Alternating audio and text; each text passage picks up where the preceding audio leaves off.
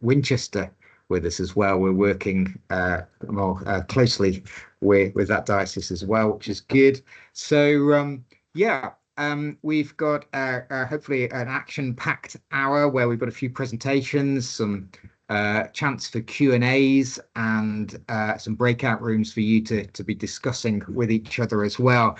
But really, what we're hoping that comes out of this workshop this morning is just some increased sense of confidence and consistency in the way that we're speaking about net zero carbon in view of the National Church of England's targets, and a sort of increased level of coherency as well with some of the other data that's been collected. So, for example, the recommendations in the energy audits, EFT. So this is the main objective of what we're hoping to do this morning. Just going to introduce a few people who will be presenting and leading us today. We've got Martin, who is our net zero carbon lead for parishes in Guildford. We've got Emma, who's the DAC secretary and heads up the church buildings team in Chichester. Richard, who has a similar role in Winchester as well. And great to have Jane as well with us, who is involved right across the spectrum of parish support in Winchester.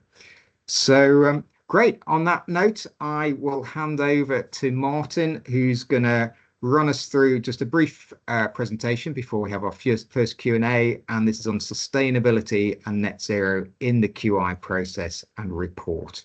Thank you, Martin. Thank you, Steve. It's nice to see everyone on the call. My name's Martin, net zero officer in Guildford Diocese.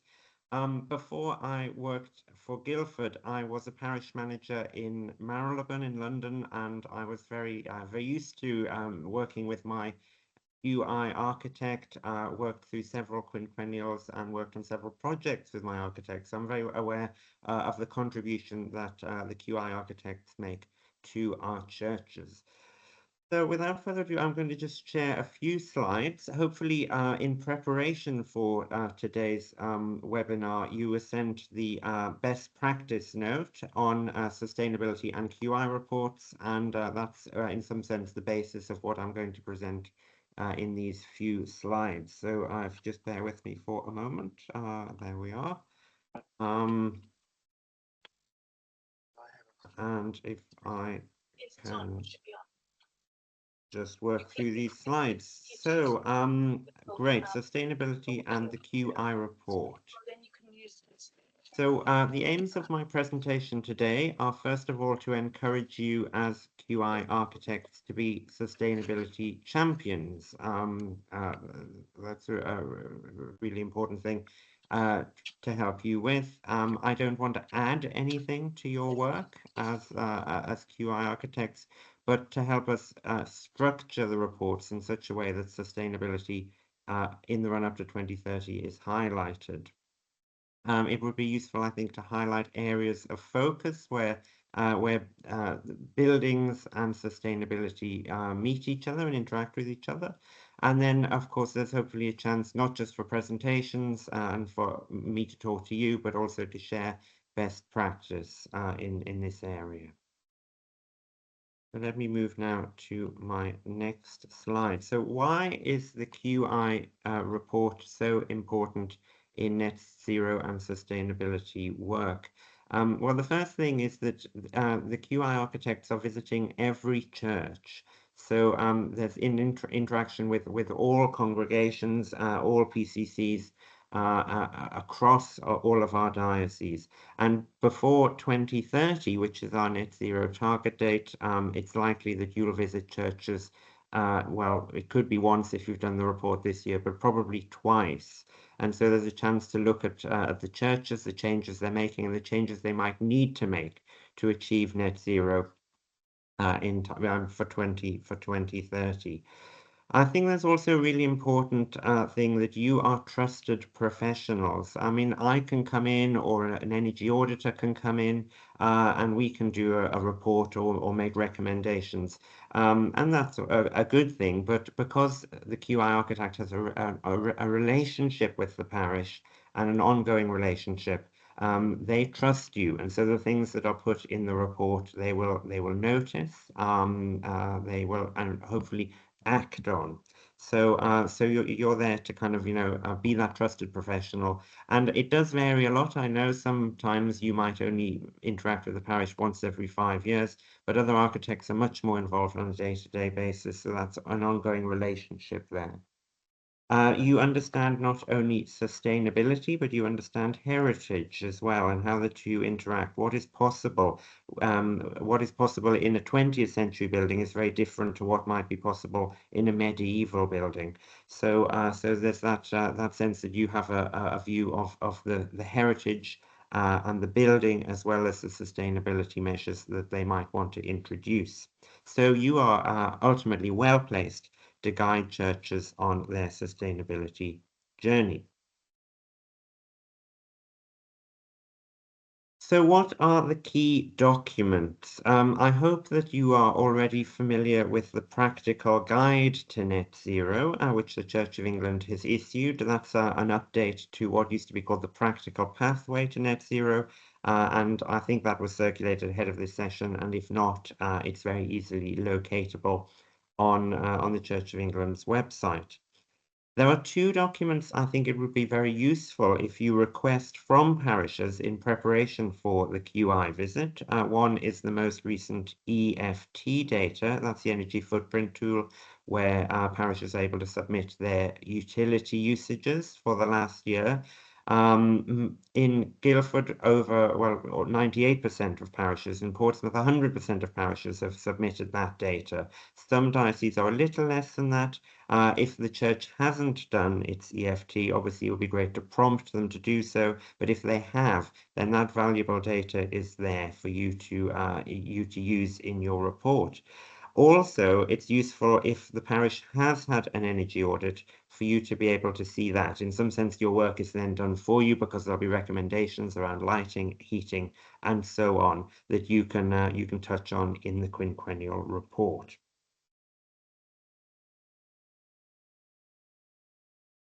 At the inspection, what are the areas where you might be perhaps noticing the most important things in order to prepare some useful notes within the quinquennial report? Well, are there opportunities within the building to add or improve insulation or draft proofing? That's particularly important if a building is in heavy or constant use, where a lot of heat loss may be happening. Are there improvements which are possible to the glazing? Obviously, stained glass provides many challenges, but if there are any remaining single glazed windows, or windows which could easily be treated with secondary glazing, it's useful to highlight those to the church. LED lights. Now, an awful lot of churches now have moved over to LED lights, and for the better, because it's much lower energy and it looks much better, and there are some very nicely lit churches. But, it's often lights which are in less used areas, or in utility areas, kitchens, toilets, or so on, where changes could be made. So really helpful to highlight any remaining non-LED lights in the building which could be replaced to bring down energy use as time goes on. And where LED lights are in place, are they sensor controlled? Areas like, again, boiler rooms, toilets, corridors can have sensors fitted, so the lights automatically switch on and off when people, in response to people using those parts of the building. The roof is the roof suitable for solar photovoltaic panels. Are there valley roofs where solar photovoltaics could be hidden? Is the roof in good condition to receive solar panels? Is the energy use of the building sufficient that it would be a worthwhile project? Again, I'm not expecting, no one would expect you to have all the answers to that, but just a little pointer that it may be a possibility would be a good thing. And especially if a roof project is in the offing for a church, that can often be a time when it's absolutely ideal to put solar PV and indeed insulation into the roof. I did a project in Marylebone with my QI architect.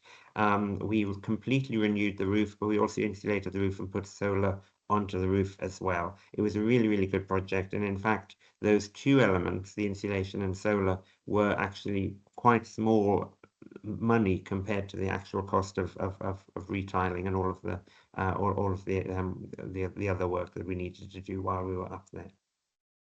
And then, of course, the final and biggest one is heating systems. So I've got a special slide on that. Heating is the big one for churches.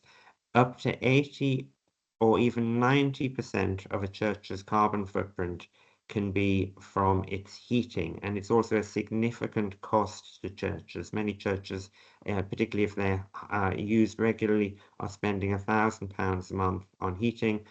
We all know churches where, in order to get the church warm enough, they have to put the heating on hours in advance of an event.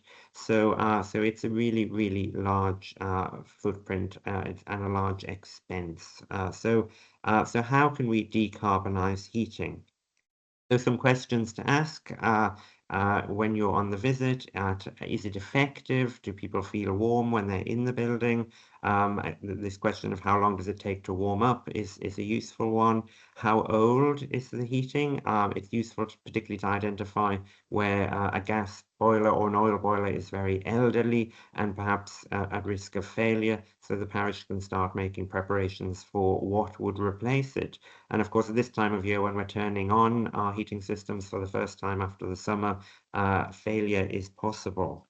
Does the church have three-phase electricity? Often I ask churches that and they don't know, but it's really helpful if they do, because if they're on three-phase electricity, they're really well placed to bring in an electric heating solution, such as infrared, under pew, or a heat pump. If they're on one phase, of course, they could upgrade their electricity supply, or they perhaps just need to work out what is possible on that single phase.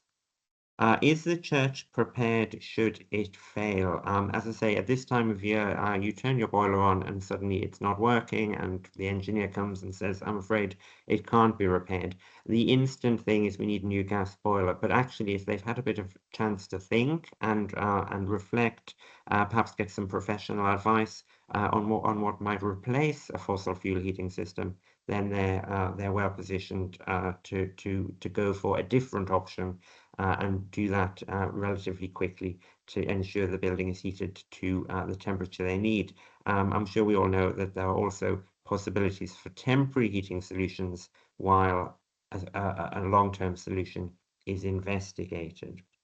And there are specialist consultants. All four of our dioceses are now working with a range of consultants who will do for churches, if needed, a heating needs analysis to work out what is the best heating system for each individual church.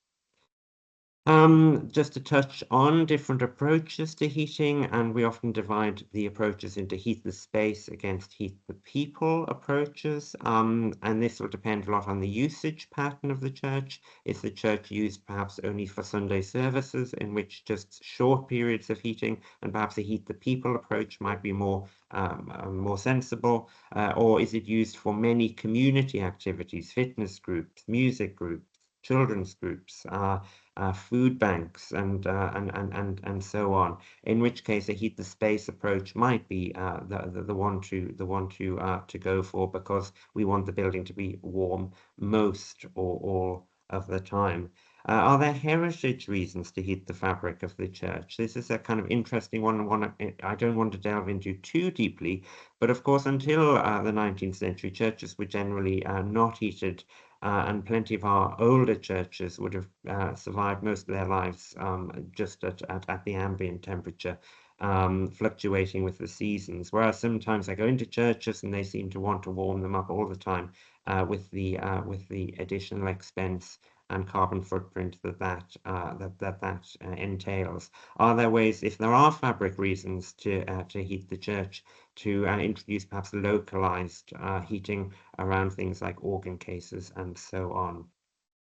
And talking about heat the space and heat the people, obviously things like infrared and under pew heaters give us an amount of instant warmth. As soon as you turn them on, you feel warm. The infrared would interact with you as an individual in the space, or with the fabric of the space, and gradually bringing that up to temperature. Under pew heaters, delivering heat to where people are rather than into the space. Often large cavernous churches, the heat would go up the walls into the roof and out again, not very efficient at all. But there are situations where heat pumps might be helpful, well insulated spaces are particularly ideal for heat pumps, or where we want to actually heat the air within that space. So all of those technologies exist. And we know from there are, of course, people like me who can help churches find the funds they need to put in those technologies. Getting near the end of my slides now. The structuring the report, it's in the best practice note. It's useful, I think, to highlight sustainability and net zero in a preamble at the beginning of the report, so it's right there at the start. We can integrate what we notice during our visit into the report, as we go through, room by room or section by section. What are the sustainability and net zero considerations? Those could be highlighted in a different color if that is helpful and useful in your presentation. It is suggested we could have something like a countdown to 2030. Particularly energy audits are quite helpful in this respect. What might be the priorities for the church? If they've got an elderly boiler, it might be considering their new heating solution. If the lighting looks dreadful or there are many failed bulbs, then perhaps moving across to LED swiftly would help.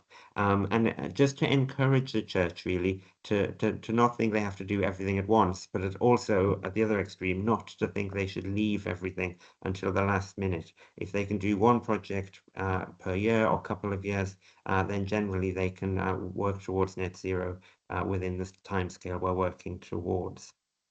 And can we point churches towards sources of support? There's lots of material online, of course. If they haven't had an energy audit, it's possible to get one. Church of England works with quite a lot of companies who specialize in that.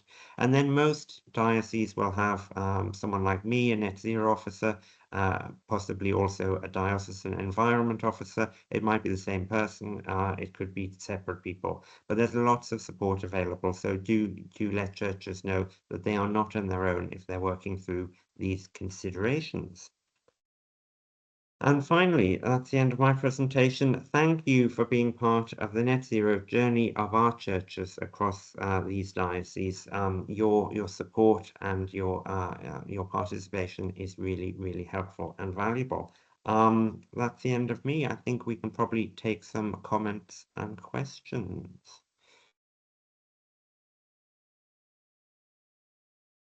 Thank you so much, Martin.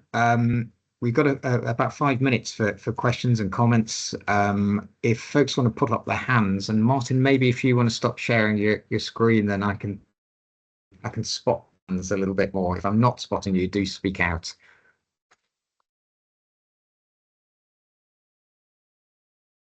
Seeing anybody raise their hands.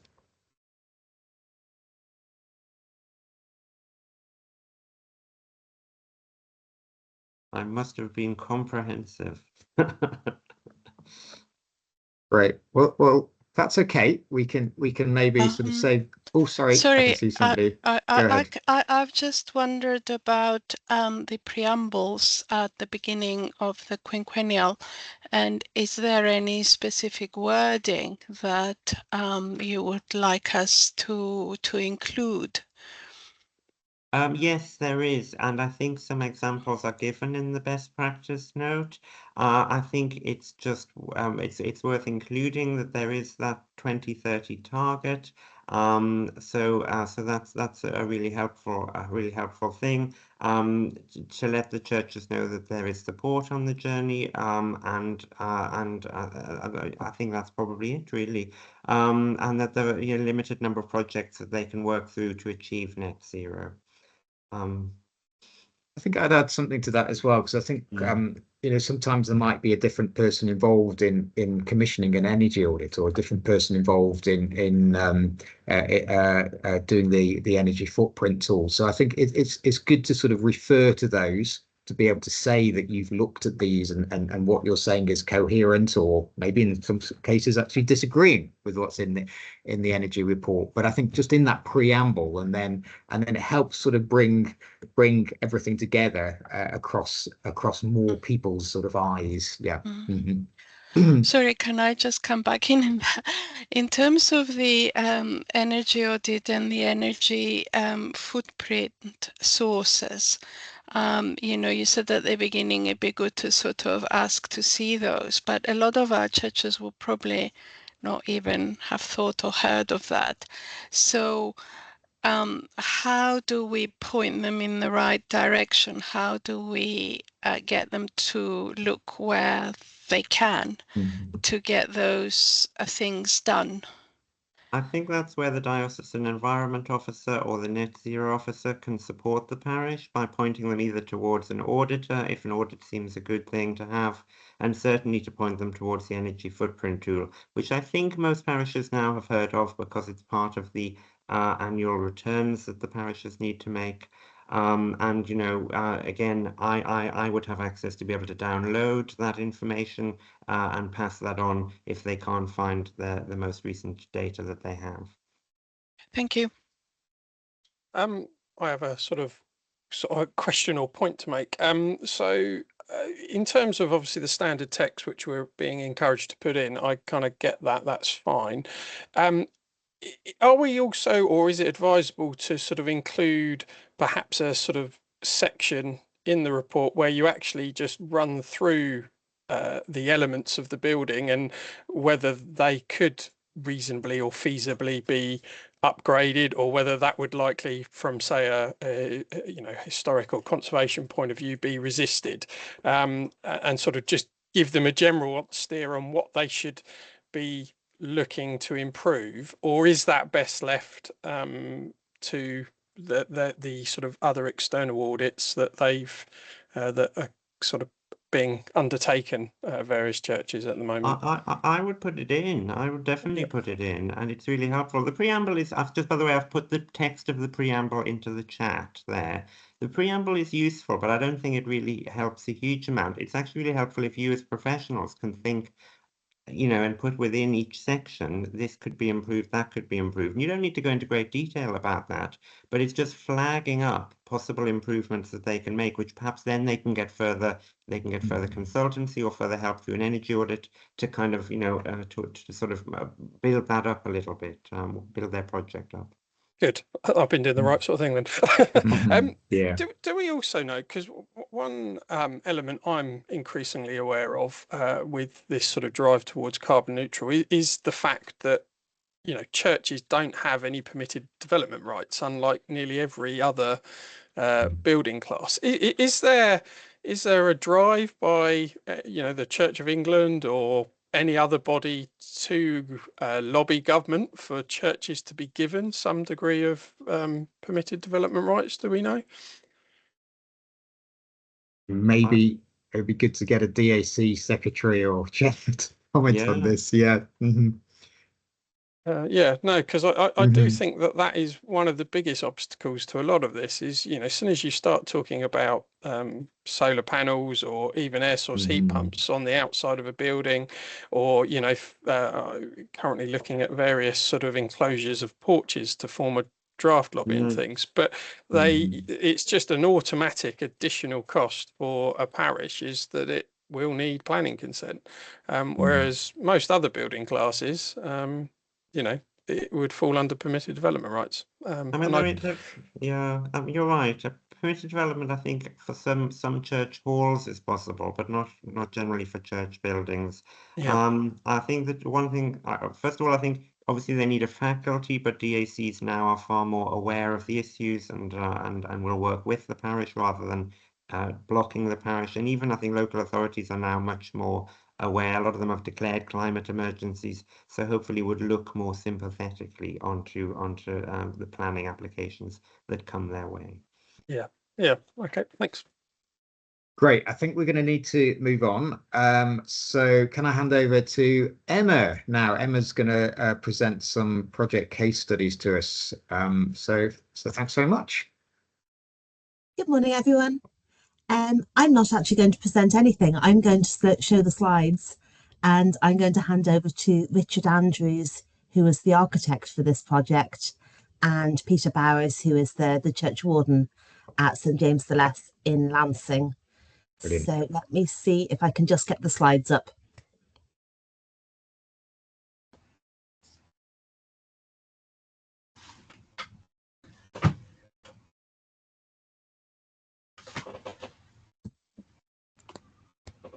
Can everyone see that? Right. Yeah. Are we ready to go? Go for it. Hi, Right. I'm Peter, the church warden. I can see my colleague Richard Andrews there as well. So I think Richard's going to kick off, Peter. And I'll probably interrupt when I shouldn't. Excellent, excellent. This is a project that's been relatively recently completed. Emma, could we just go back onto that's it? Great. Yeah. Sorry. Yeah.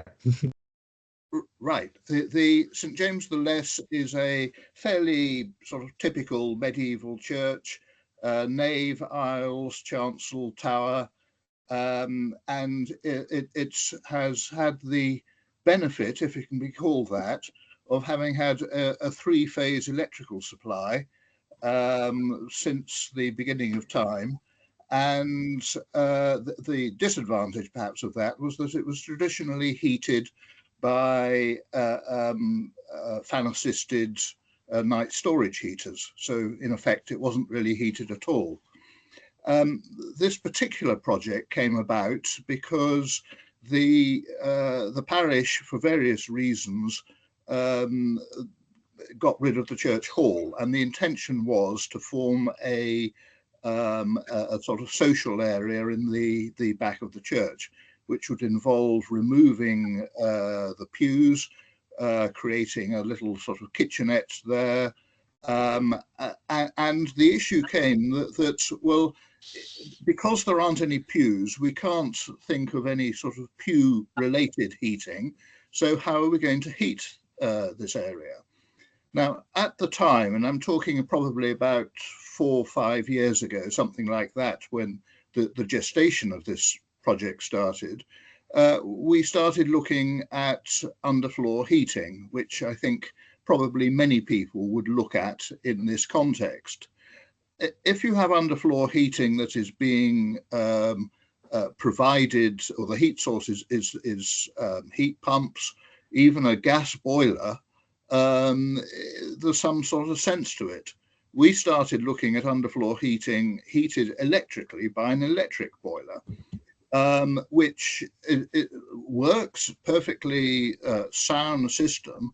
The only thing is, of course, that electricity is not cheap. And if one's actually talking about heating this church during the daytime period, one's obviously paying for quite expensive on-peak electricity to heat the building fabric, the building air, before perhaps it manages to heat the people who turn up for these events. And I think it was round about that time that I don't know whether it was who started publicizing the Herschel Halo heaters. But I think it was actually Emma's department in Chichester Diocese sent out this circular showing that these radiant chandelier heaters perhaps were the answer to a problem. And we went and actually had a look at one scheme in Bristol where they had been installed. And I have to say, I was mightily impressed. And the thing that I was particularly impressed by is that one has a very sort of traditional view of infrared heating, that it bakes the individual but leaves the air around freezing cold. So it's not a very sort of pleasant environment that's created.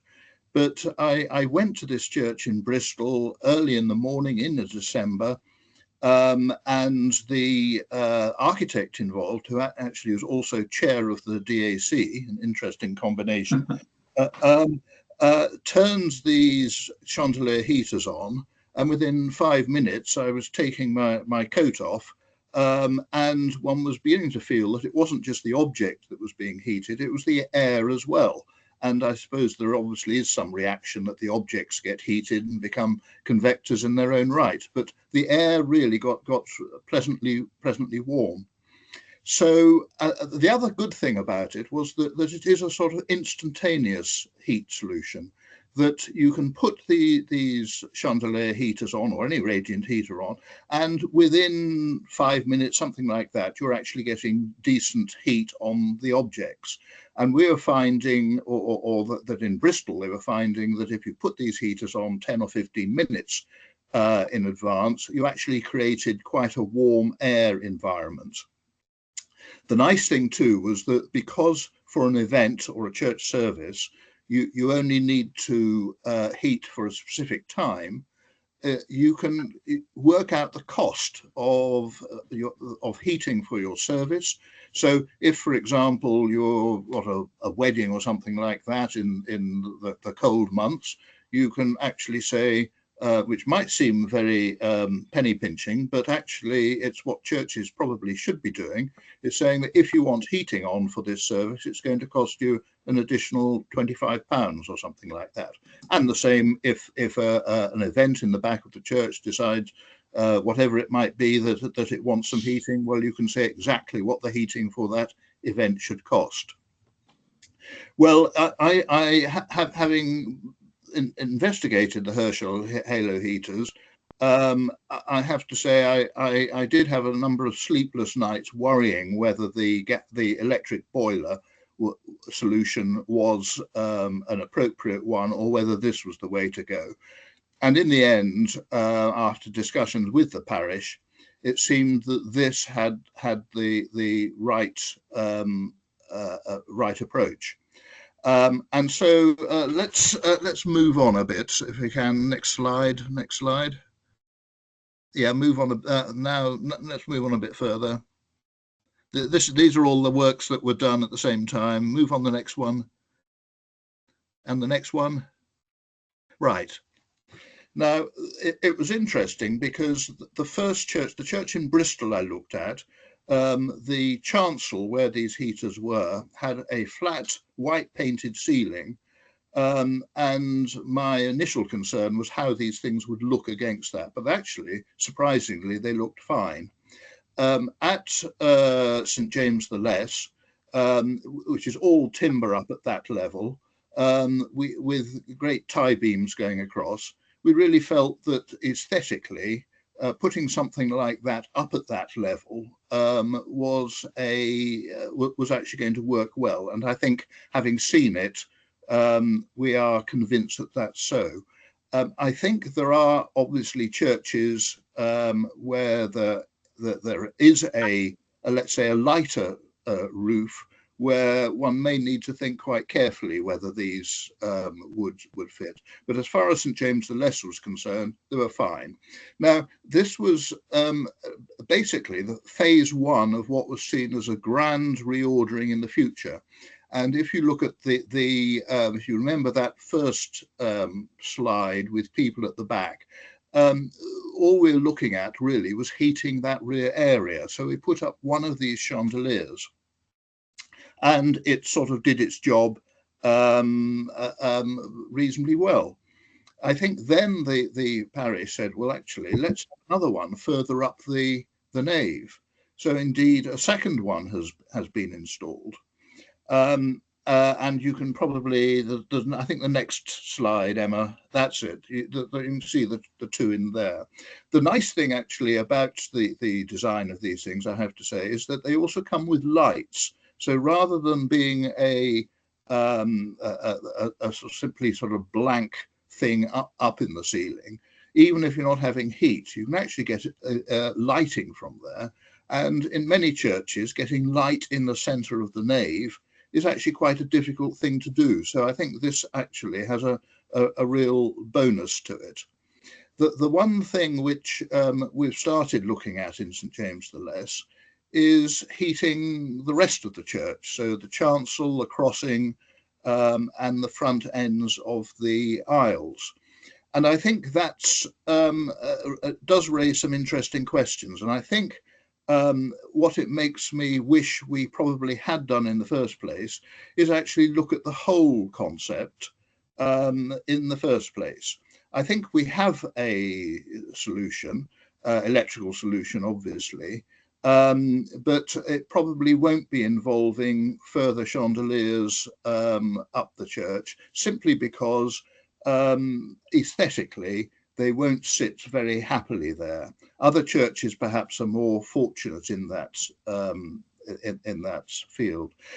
I think the other thing which every church needs to sort of balance very carefully on these, never mind the running cost of the electricity, but the installation cost of all of this stuff. And you start with saying, well, if you've got a three-phase electrical supply already installed, you're very well off. Enjoy it. It's those poor churches that find they've only got a single-phase electrical supply, which if you've got a 60 amp supply, you can only probably get about 10 kilowatts of heating in there. If you've got a 100 amp, which is probably what many of them are, you can get about 20 kilowatts. One of these Halo heaters is about 8 kilowatts of energy. So it doesn't take much to actually sort of think, well, actually, my electrical supply is unlikely, if it's single phase, to actually be suitable for this church. And it's at that point where you start having to think, well, how much is the cost of upgrading your electrical supply? And I was at one webinar recently where I think some vicar was bemoaning the fact that he'd been given a price of 120,000 to upgrade his electrical supply because it had to be done from something like a couple of 100 meters away. So there are real issues. And even if you've got a three-phase electrical supply and you have a large church, very large church, you're probably looking at 70 to 100 kilowatts of energy needed, which is, again, bigger than the three-phase electrical supply. And these chandeliers cost about £7,000-8,000 each to install, not to install, to buy. They need a controller. You need to get access up there. So they're not a cheap thing to put in. I think I would hope that Peter, who has been sitting there in admiration, I hope that Peter will be able to say that that so far they're very pleased with those heaters, and perhaps we'll have something more to say about that. Peter, if I can ask for a comment or two. Yeah, certainly. Can you all hear me all right? Yes. Yeah. I thought Richard was going to carry on and then say goodbye to everyone, but it's very kind to him to introduce me. We had done a few road shows with the DAC, sort of going around sort of the diocese, and everyone was very kind and very well received. And we've done a little video, which we probably won't have time to do today, but it's quite a nice YouTube video about everything that we did do. The important thing from a church warden's point of view is cost at the end of the day. We were very fortunate that we sold the old hall, church hall, which was a long way away from the actual church, and double yellow lines, no parking. It was an old school. We managed to get sort of £700,000 or £800,000 for it. So it wasn't fit for purpose. It was costing us about £35,000 a year loss, because no one over the years had actually put any effort into maintaining it and making it fit for purpose. So we had lots of money, which is always nice when you go forward to a project like this. But the heating was always going to be the main consideration. We had, as Richard already said, these very old night storage heaters, which were in theory giving out heat 24/7, and we weren't there 24/7, and they weren't very efficient anyway. So when he came up with back from Bristol and showed these Halo systems and explained them, we were quite excited, because in terms in terms of cost, apart from the installation, we've now got 1 year's experience of how much they cost to run. The church was actually getting a bill with night storage heaters for about £600 a month during the winter months, and the hall was about £850 per month. Well, we've done away with the hall, we've done away with the storage heaters, and now we're paying about £600 for the church per month in the winter. But the important thing is they work, whereas before we were paying that sort of money with no heating at all. Most of our congregation are in their mid to late 70s and older, and we're very suspicious of these chandeliers hanging over, but they have now taken them in good faith and accept that they do work, and they're just part of the building now, as if they've always been there. It would be nice to actually, Emma, go back to see 1 or 2 of the slides beforehand so people can get the feel of what happens, not least of all the West Room. Can we go back to where we put a patio and various things outside? Peter, I'm just aware that we're slightly over time, and we're to sort of leave some time for questions. Perhaps questions are more important than looking at. Yeah. Okay. Far away to. Thank you. Richard, sorry about obviously. that. Yeah. Anybody got any questions? Again, I can't see everybody, so probably if you just shout out rather than putting your hand up, that might get a quicker response. Do you you say with the sort of this sort of infrared heating that you feel like it also does heat the actual the room, the space as well, or and how are you using it? Is it literally just turned on when people are in the church, or does it come on intermittently between?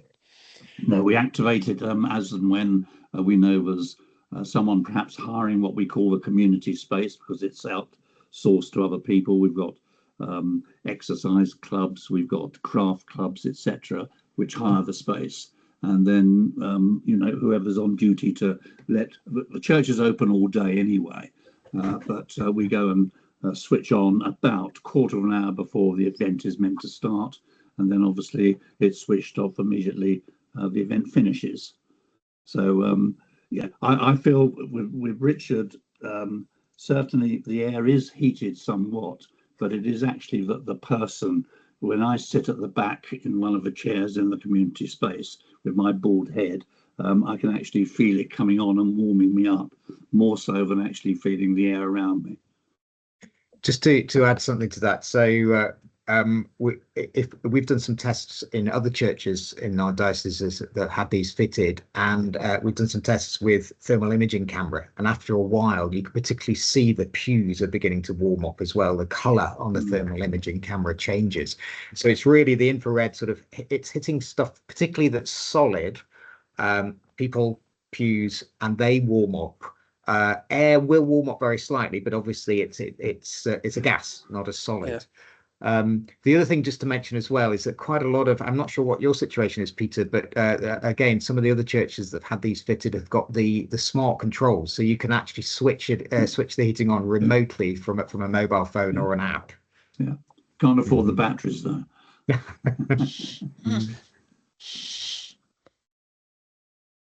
Great. I think we're going to have to move on, but thank you so much, Richard and Peter. And just also to say, there's a growing number of churches that have actually got either the halos fitted, the halo heaters of Herschel and another manufacturer, Shadow, and other churches that are having sort of more sort of traditional bar infrared heaters fitted.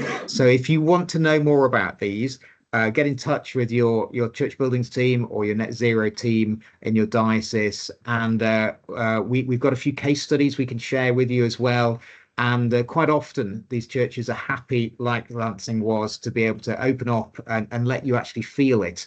And we will be organising, I think, a few particular sort of open mornings or open evenings over the winter at some of these churches dotted around the various dioceses. But let's move on. Richard, do you want to sort of explain the next task as it is, that's to allow some discussion among all the participants. Task sounds probably over the top, but yes. What we're going to do next is I'm going to ask Martin to distribute everybody into random breakout rooms, where we would like you just to really sort of consider a couple of questions from today. Firstly, really, is there anything that you would have taken from today or you would have heard from today that you might look to incorporate into your quinquennial reports or similar?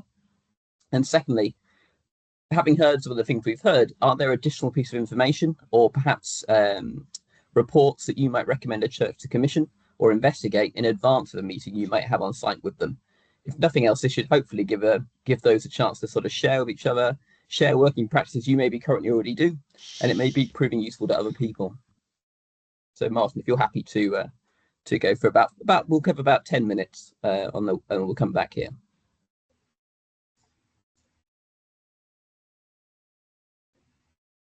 It looks like he's just about to press a button. That's the joys of technology, right? There we go.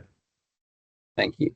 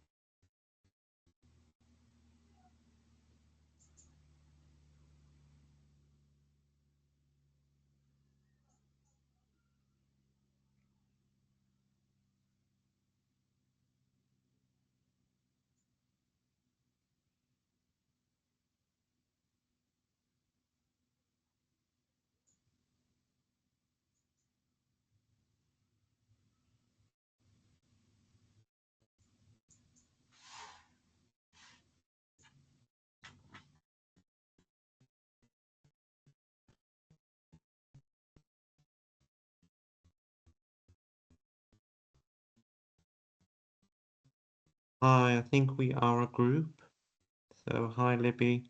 Hi. Hi, Richard, and hi, Rena. Libby, are you a quinquennial inspecting architect? Yes, yes, I am. Okay.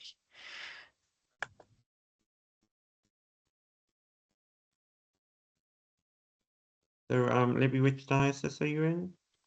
I work on a lot of dioceses: A lot of Oxford, dioceses. Winchester, Right. Southwark, yeah, all around. Yeah. Oh, great, great, great. And Yeah. and is sustainability something you're already integrating into your reports? Yeah. For quite a while, I think there was a talk 3 years ago by the Oxford diocese, trying to get us to integrate it into our reports.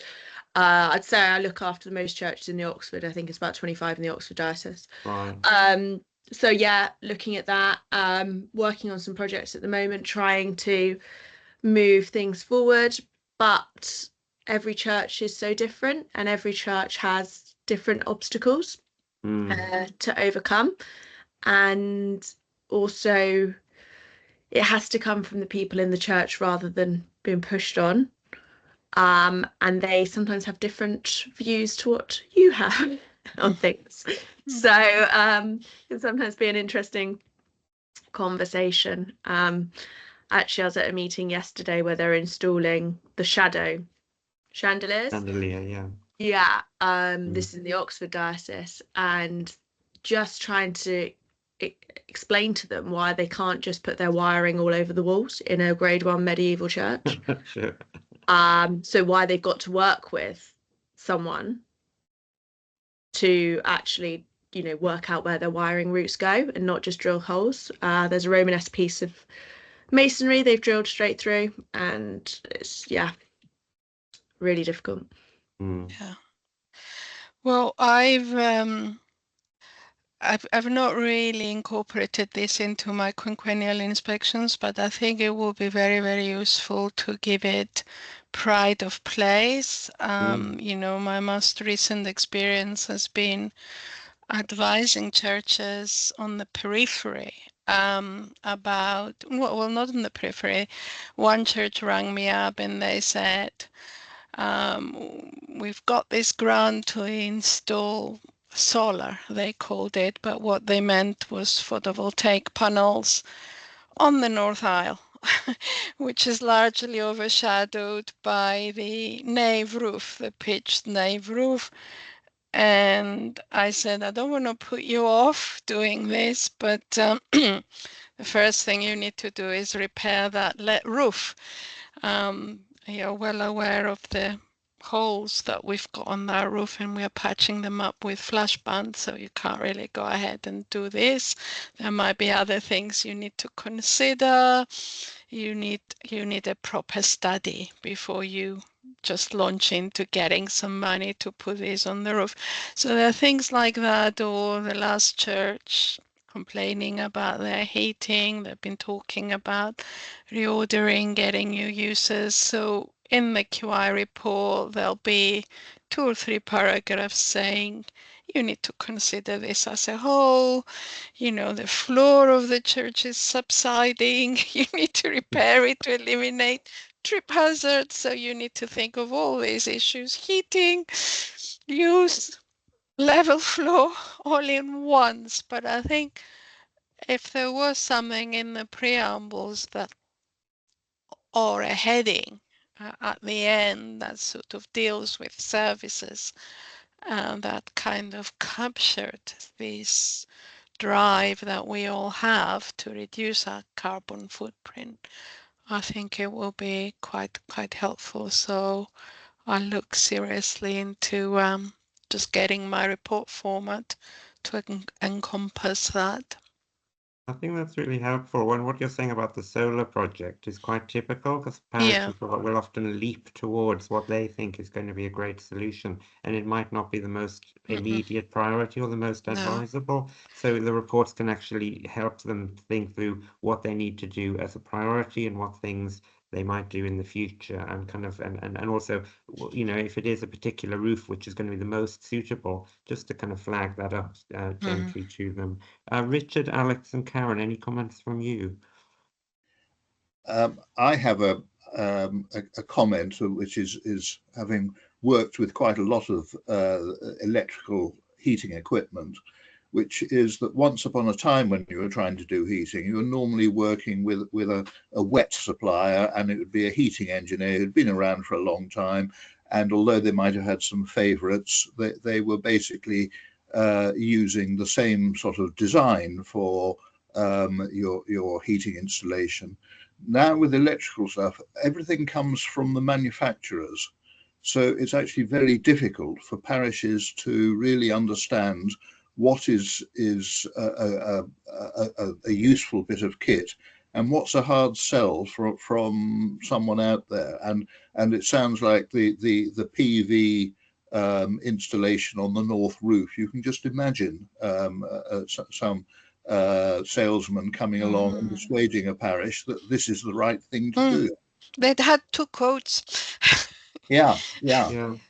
And I think that's where you as QIs are helpful, because you can advise, and also, you know, if you don't know, you bring in a trusted consultant who can help work out what the best solution is, rather than, as you say, if it's an electrical boiler salesman, he wants to sell an electrical boiler or etc. So that's great. I think Alex or Karen, any comments from you?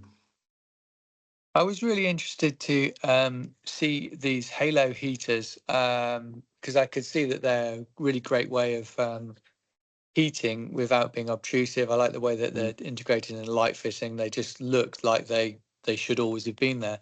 I guess the church I'd like to put them in has got some really nice wrought iron Victorian or earlier artwork, sort of light fitting. So I'm sort of thinking, oh, a shame. I don't think I could sort of swing it there, but I can see other places where they would work really quite well. So I might be trying to pop along to Lansing to actually have a look at them at first hand, because I think that's a great lead and seems to be a good solution.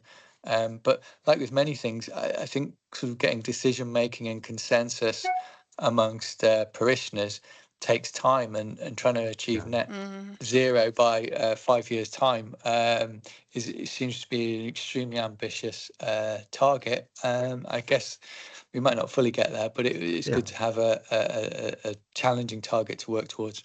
I think so, and that's why we're doing so much work now. I'm going to have to close the breakouts now because we've had our 10 minutes, but it's been nice to chat with you all. See you soon. Thank you. He did it. Oh, we've been finished. Oh, we've gone. Yeah. So together. Oh.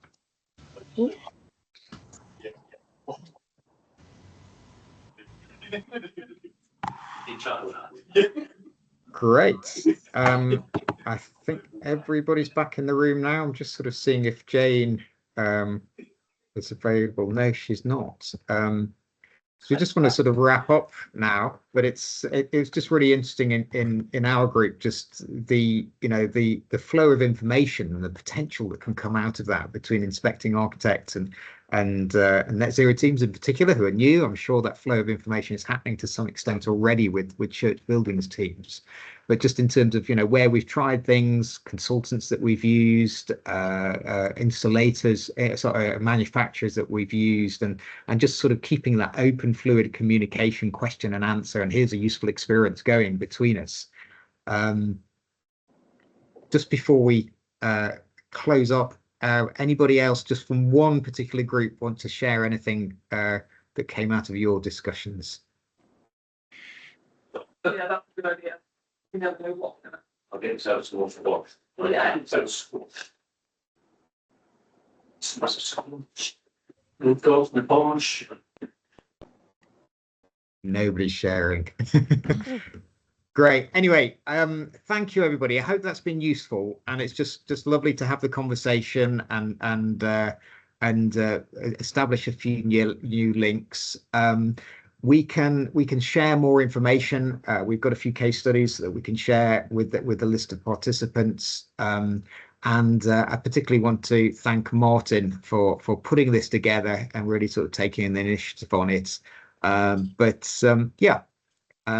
Thank you so much, and let's just keep communicating, and let's just keep sharing and learning from each other, and close there. Thank you. Thank you. Bye-bye. Thank you. Bye-bye. Thanks.